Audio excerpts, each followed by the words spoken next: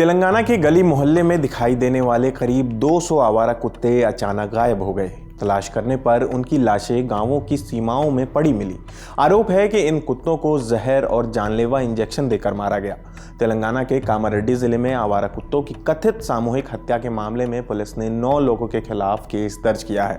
इनमें 2 ग्राम पंचायतों की सरपंच और उनके पति भी शामिल हैं। इंडिया टुडे की रिपोर्ट के मुताबिक 12 जनवरी को आदुलापुरम गौतम ने इस मामले में शिकायत दर्ज करवाई। वे stray animal foundation of India में एनिमल क्रूएल्टी प्रिवेंशन मैनेजर हैं। शिकायत में कहा गया कि वे पिछले 2 से 3 दिनों के भीतर पालवंचा मंडल में करीब 200 आवारा कुत्तों को मार दिया गया है।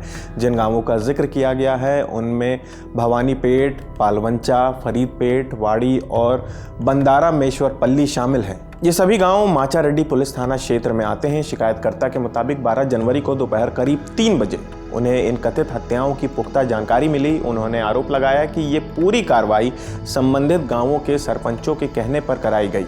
शिकायत में 5 गांवों के सरपंचों के साथ साथ किशोर पांडे नाम के एक व्यक्ति का भी नाम शामिल है, जिस पर कुत्तों को मारने की जिम्मेदारी निभाने का आरोप है। शिकायत के अनुसार कुत्तों को जहरीले इंजेक्शन दिए गए जिससे उनकी मौत हो गई। आदुलापुरम गौतम ने बताया कि उसी दिन शाम करीब 6 बजे वे एक दोस्त के साथ भवानीपेट गांव पहुंचे, जहां यलम्मा मंदिर के पीछे पेड्डा चेरवू इलाके में कई कुत्तों के शव पड़े मिले। उन्होंने ये भी दावा किया कि शिकायत में बताए गए अन्य गांवों में भी इसी तरह की क्रूरता की घटनाओं की पुष्टि हुई है। वहीं एनडीटीवी की एक रिपोर्ट के मुताबिक एक हफ्ते में मारे गए कुत्तों की संख्या करीब 500 तक पहुंच गई है। रिपोर्ट में सूत्रों के हवाले से कहा गया है कि पिछले साल दिसंबर में हुए ग्राम पंचायत चुनावों से पहले कुछ उम्मीदवारों ने गांव वालों से आवारा कुत्तों और बंदरों की समस्या से निपटने का वादा किया था।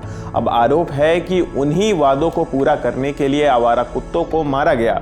एक सीनियर पुलिस अधिकारी ने न्यूज एजेंसी पीटीआई को बताया कि मौत की सटीक वजह और इस्तेमाल किए गए जहर के प्रकार का पता लगाने के लिए कुत्तों के आंतरिक अंगों के नमूने फॉरेंसिक साइंस लेबोरेटरी में भेजे गए हैं। इंडियन एक्सप्रेस की रिपोर्ट के मुताबिक पुलिस ने यह मामला पशु क्रूरता निवारण अधिनियम 1960 के तहत दर्ज किया है। शिकायत में यह भी कहा गया है कि सरकार को आवारा कुत्तों की समस्या से निपटने के लिए नसबंदी और टीकाकरण जैसे मानवीय उपाय अपनाने चाहिए। पुलिस अधिकारियों के मुताबिक कुत्तों को इंजेक्शन के जरिए जहर दिया गया और उनके खाने में भी जहर मिलाया गया था। भविष्य में ऐसी घटनाओं को रोकने के लिए जागरूकता अभियान शुरू करने की बात कही गई है। ये बात इंडियन एक्सप्रेस की रिपोर्ट में बताई गई है। इधर सुप्रीम कोर्ट ने मंगलवार को आवारा कुत्तों के काटने की घटनाओं पर चिंता जताई है। कोर्ट ने कहा कि पिछले 5 वर्षों में नियमों का सही तरीके से पालन नहीं हो रहा है।